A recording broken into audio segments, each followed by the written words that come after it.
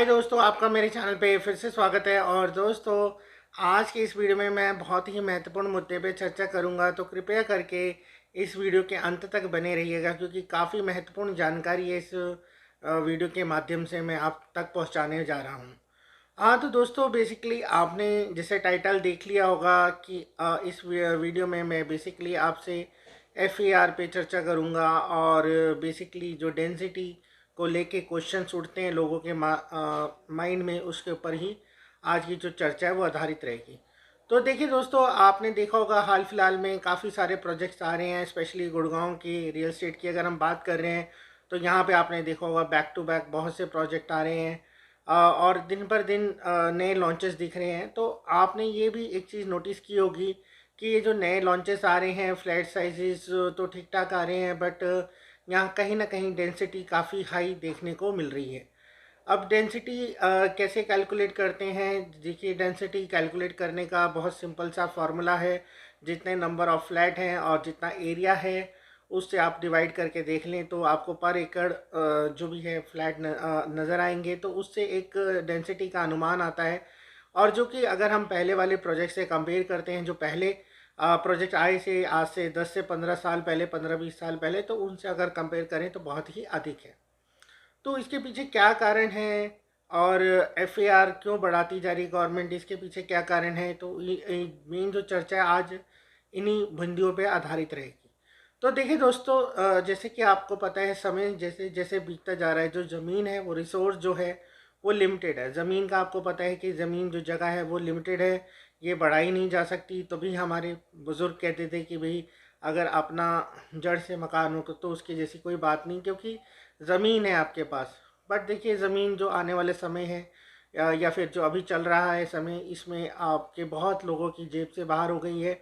अब जड़ से मकान तो लेना बहुत मुश्किल हो चुका है, और इसके अंदर कई कॉम्प्लिकेशंस भी हैं। मतलब ज़मीन लेके मकान बनाने में, तो वो सारी कॉम्प्लिकेशन को लोग नहीं झेलना चाहते। सब लोग मोस्टली प्राइवेट जॉब करते हैं, किसी के पास इतना समय नहीं है कि वो सब प्रॉब्लम को झेल के अपना मकान बनाए।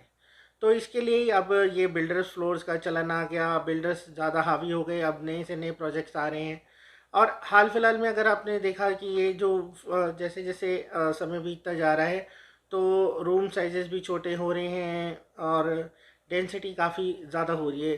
तो देखिए, ज़मीन जैसे मैंने आपसे चर्चा करी, ज़मीन लिमिटेड सोर्स है, लिमिटेड है।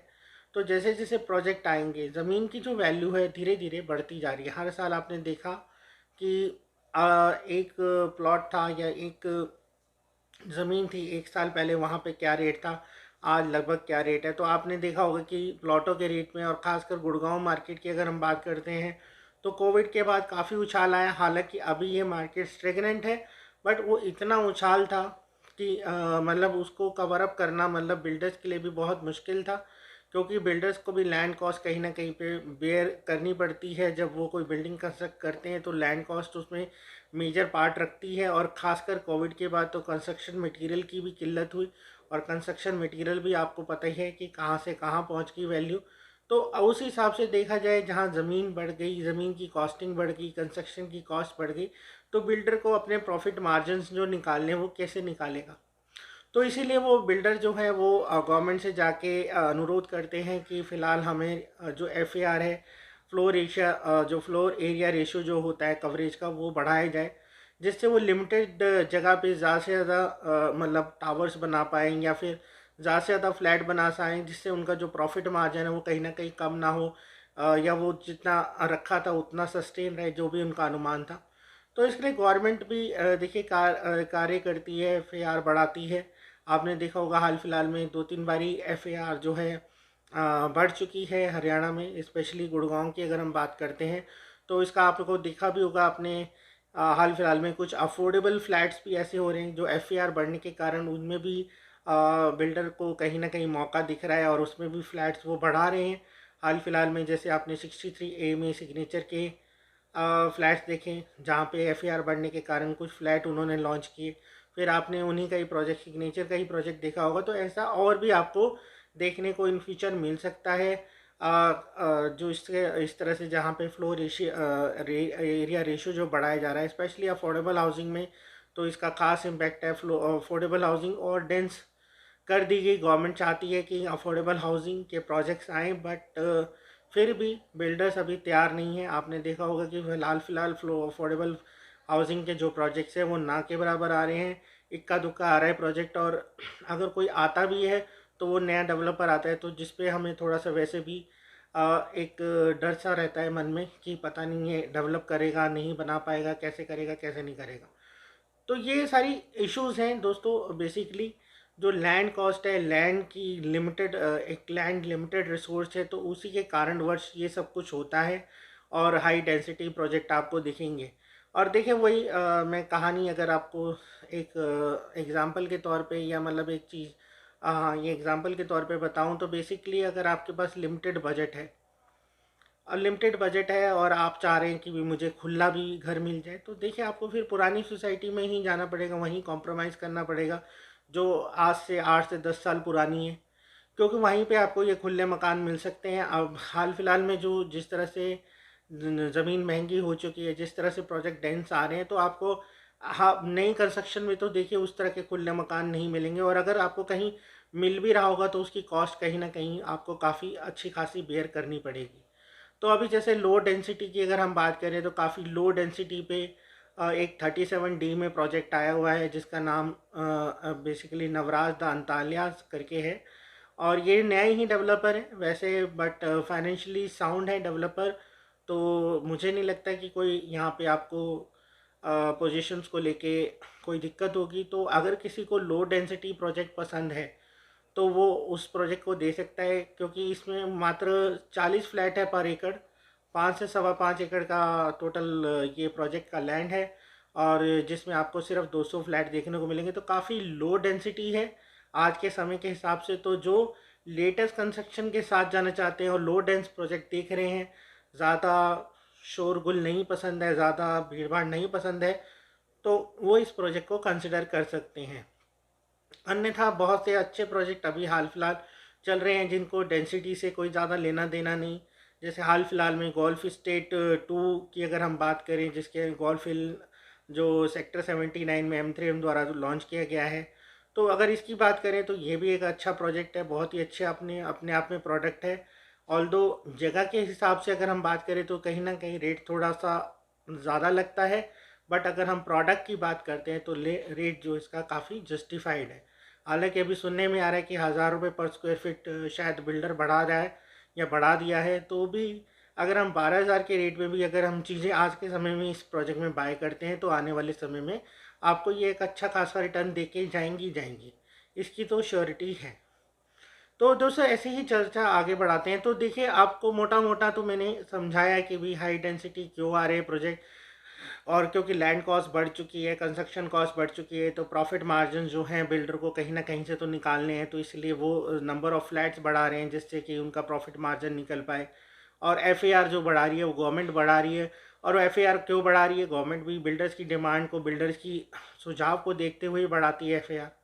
ऐसा नहीं है कि वो गवर्नमेंट अपनी मर्जी से कर रही है ये सारी चीज़ें, या बिल्डर जानबूझ के ये सब चीज़ें कर रहे हैं, ये मजबूरी है। देखिए आने वाले, जैसे मैंने हाल फिलहाल में अभी एग्जांपल पे हमने बात करनी थी वो बीच में से ध्यान उतर गया। जैसे कि अगर आपके पास लिमिटेड बजट है, लिमिटेड ही मतलब एक बजट लेके चल रहे हैं, और आपको लगता है कि मुझे आपको खुला फ्लैट लेना है, तो ऐसे ही समझ लीजिए कि आपके पास लिमिटेड बजट है और आपको एक खुली डुल्ली गाड़ी लेनी है, तो ऑब्वियसली आपको गाड़ी पुरानी ही लेनी पड़ेगी।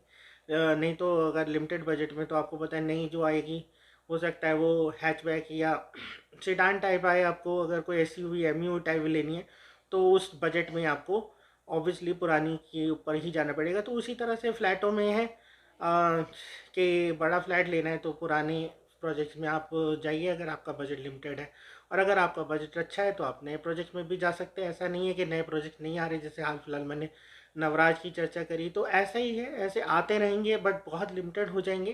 क्योंकि देखिए इतना जो कहते हैं ना कि लग्जरी जो चीज़ें अब आने वाले समय में आएंगी चीज़ें, ऐसे नहीं है कि लग्जरी नहीं आएंगी, आना आएंगी, बट बहुत कम से कम डेवलपर हैं जो इस तरह के रिस्क लेंगे।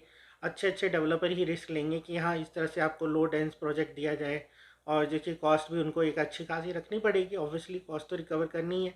तो वो एक रिस्क भी रहता है कि अगर आप एक कॉस्ट रखते हैं, एक सर्टेन कॉस्ट रखते हैं, तो उसमें आपको जो सेल्स भी है वो भी लिमिटेड ही देखने को मिलती हैं। और बाकी कुछ दोस्तों मेरे बेसिकली सवालात थे, कुछ कमेंट्स लोग करते रहते हैं, तो उसके भी आंसर इस वीडियो में देने की कोशिश करूँगा। बाकी टोटल आपको मैंने एफएआर का फंडा तो समझा दिया, और लोड हाई डेंसिटी क्यूआरए प्रोजेक्ट वो तो आपको समझ आ ही गई होगी, और इसके पीछे क्या कारण है क्या कारण नहीं है तो वो मैंने मोटा मोटा आपको समझा दिया।